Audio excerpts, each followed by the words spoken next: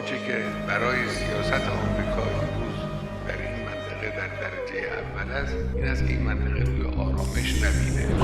مردم مناطق این کشورهای این منطقه از آمریکا متنفرند.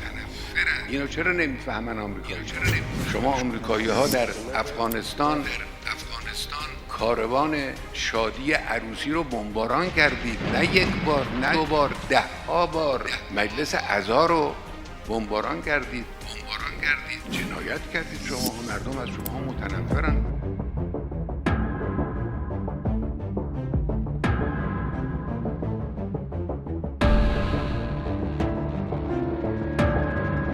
لعنت خدا بر اون کسانی که این تعداد بزرگ نوگناه، دختر نوجوان، نوجوان بیگناه به خاک و خون بکشن.